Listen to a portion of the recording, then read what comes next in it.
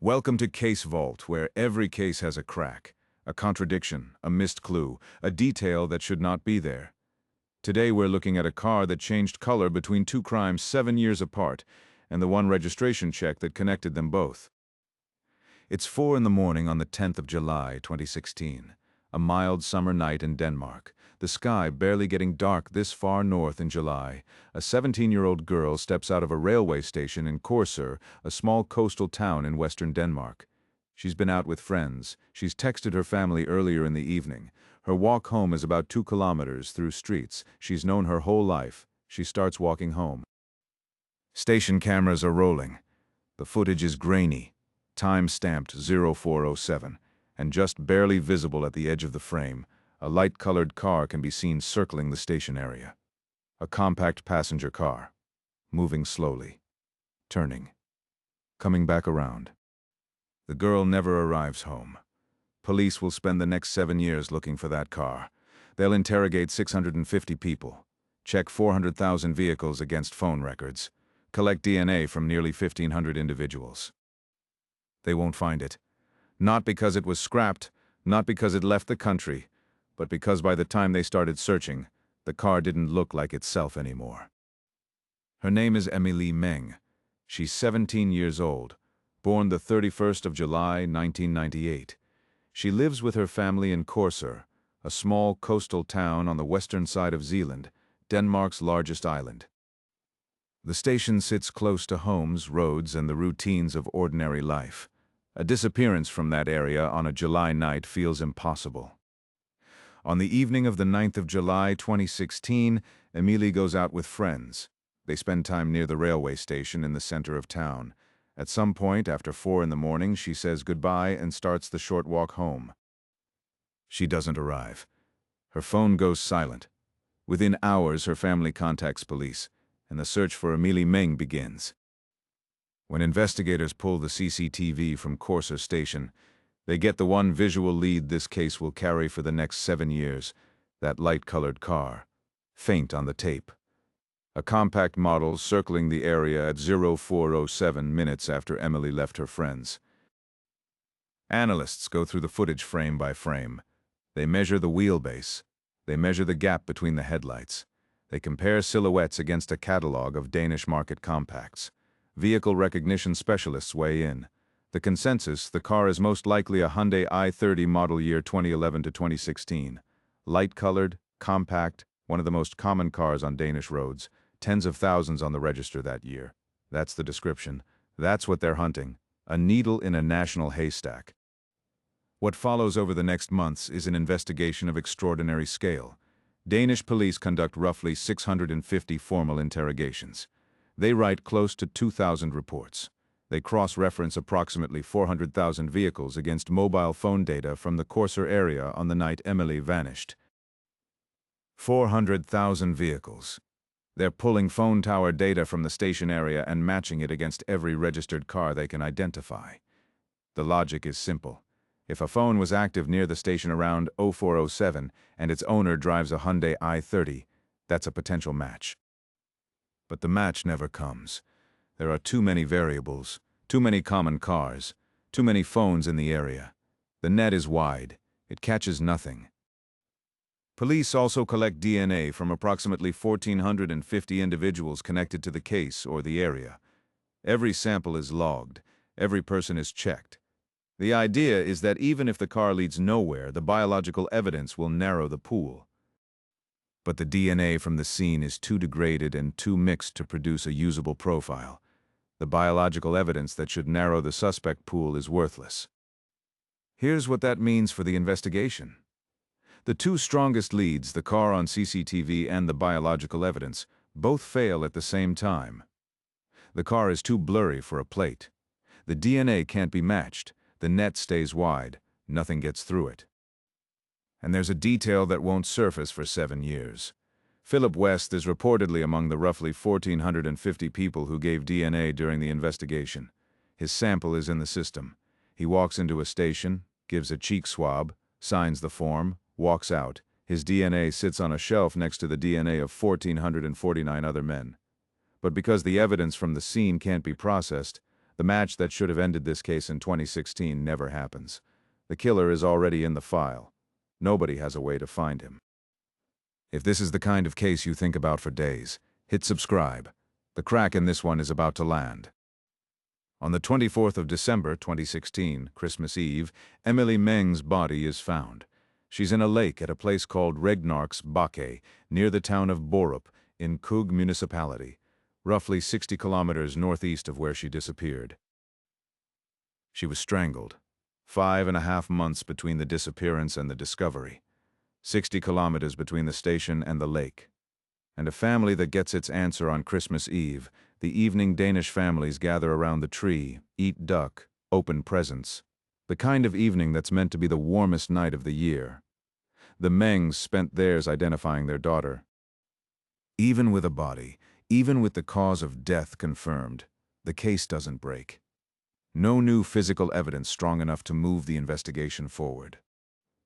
The car on the CCTV remains unidentified. The DNA remains unusable. No suspect, no arrest. The biggest investigation in recent Danish history has produced 650 interrogations, 400,000 vehicle checks, and 0 arrests. The file stays open. The Emilie Meng case goes cold. Not closed, not forgotten by anyone who followed it, but frozen.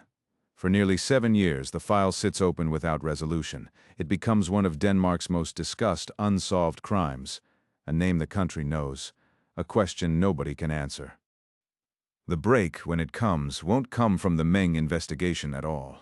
It will come from a completely different crime, in a different town 7 years later. And the whole time, from 2016 through 2023, the man who killed Emilie Meng is living in Svenstrup, just outside Korsør. His name is Philip West. He's a marketing manager. He is not on investigators' radar. He's not hiding. He's not on the run. He's right there within a short drive of the station where the CCTV captured his car. He goes to work. He comes home. He parks in the same driveway he's parked in for years. Nobody is looking at him, because the car police are searching for a light-colored Hyundai i30 is now black. Same car, same registration, same owner. Different color on the insurance form, different color on the road. Invisible to every vehicle check police had run since 2016. The 15th of April 2023. Saturday. Just before noon. A 13-year-old girl is delivering newspapers in Kirkerup, a small community in Slagelse municipality, less than 30 kilometers from Korsør. A car strikes her on the street. It's not an accident. Police will later determine the collision was deliberate. The vehicle didn't swerve, it accelerated, designed to knock her down, to make the grab possible. She's taken from a quiet residential area in the middle of the day, not a station at 4 in the morning, not a back road, not a remote place. A Saturday morning in a neighborhood where people were having coffee in their gardens, and nobody saw the grab. Hours pass. The girl is gone. Police flood the Kirkerup area. They receive about 600 tips and inquiries from locals. A child taken in broad daylight. The community is terrified. No direct witness to the moment of the grab. No immediate suspect. But there are cameras. Traffic cameras cover the roads around Kirkerup. Investigators start pulling footage, scanning plates, tracking every vehicle that moved through the area around the time of the abduction, vehicle by vehicle, route by route. On the footage, one car stands out. A black Hyundai i30. It appears near the abduction window often enough to draw investigators' attention. They pull the registration and trace the owner. About 27 hours after the girl vanishes, on the 16th of April, police arrive at a house in Svenstrup, near Korsør, the home of Philip Patrick West, 32 years old, a marketing manager. They find the 13-year-old inside alive. West is arrested on the spot. The Kirkerup case alone is a major crime. Abduction, rape, attempted murder of a child. West is going to prison for this regardless of anything else the investigation turns up. But investigators aren't done. They're building the full profile of the suspect, addresses, phones, and every vehicle registered in his name, including the complete history of the black Hyundai i30 parked in his driveway. And the vehicle record shows something investigators weren't expecting. West's black Hyundai i30 wasn't always black. The registration history, a bureaucratic document that exists for every car in Denmark, updated every time a cosmetic change is made, shows the car had previously been a different color. A light color, entered into the database years earlier, updated to black at a specific date. The paper trail was there all along. Nobody had ever had a reason to pull it. A light-colored Hyundai i30, the same model, the same color range, the same type of car caught on CCTV at Corsair Station at 04:07 on the morning of the 10th of July, 2016. The morning Emilie Meng walked out and never came home. One car, two colors, two crimes, 7 years apart. For 7 years, police had been searching for a light-colored Hyundai i30. It was parked in a driveway near Corsair the whole time. The owner drove to work in it, picked up groceries in it, washed it on weekends. A single coat of paint had made it invisible to every search they ever ran. The car was where they were looking. The description was what they were blind to. 400,000 vehicles cross-referenced, 1,450 DNA samples, 650 interrogations, and the ghost on the CCTV was a few minutes from the station the entire time, wearing a different color. With West in custody and the vehicle connection confirmed, the Emilie Meng investigation reopens.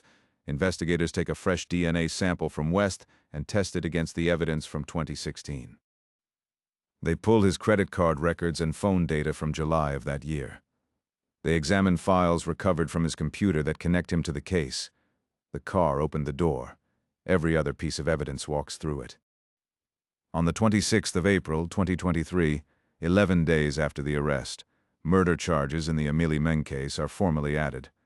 A 7-year cold case cracked open. Not by a tip, not by a witness, not by a confession, by a vehicle check run during a different crime. Over the following months, the full scope of Philip West's crimes comes into view. In January 2024, charges are publicly announced. Alongside the Meng murder and the Kirkerup abduction, investigators add a third case. In November 2022, 5 months before Kirkerup, West had attempted to abduct a 15-year-old girl in Sorø. The attempt failed, but the pattern was clear. An unsuccessful abduction in 2022, a successful one in 2023, and 7 years before either of them, a murder. The trial opens on the 14th of May 2024 at Næstved Court. Philip West is now 33. The charges fill an entire indictment: murder, abduction, rape, attempted murder, attempted abduction, severe violence, weapons offenses, possession of child sexual abuse material. On the 28th of June 2024, the court delivers its verdict: guilty, every count. The sentence is life imprisonment, Denmark's maximum penalty. There's no higher sentence under Danish law. It means Philip West will remain in prison for what he did to Emilie Meng and to the girls in Sorø and Kirkerup. If you've made it this far, you're the kind of viewer this channel is built for. Drop a like, and let's close the case. West files an appeal then. In late 2025, he withdraws it entirely. The Næstved verdict is final. After more than 8 years, the case of Emilie Meng is formally closed. For 7 years, the car on the Corsair CCTV had no name. Not because it was destroyed, not because it was hidden, because it was parked near the station the whole time, wearing a different coat of paint. The thing that protected Philip West was the simplest change imaginable: a color. And the thing that caught him was just as simple: a second crime, a traffic camera, and a vehicle record that remembered what the car used to look like. Paint fades. Paint chips. Paint can be changed in an afternoon at any body shop in the country. A man can paint his own car if he wants to, but a registration record doesn't forget. It sits in a government database waiting. It doesn't care how much time has passed. It doesn't care how many searches have already been run. It just remembers. When the Kirkerup case forced police to check a record they'd never had reason to pull, 7 years of silence ended in a single line. One entry in a vehicle database. One color that didn't match. Emilie Meng was 17. She was walking home from the Corsair railway station on a summer night that should have ended with her key in her own front door. She should have arrived.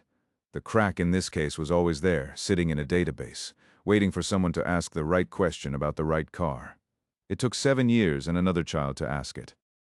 7 years, 1 car, 2 colors, and a record that didn't forget. That's the case. If you see things other people miss, hit subscribe. Case Vault drops a new one twice a week, and the next crack is sharper than this one.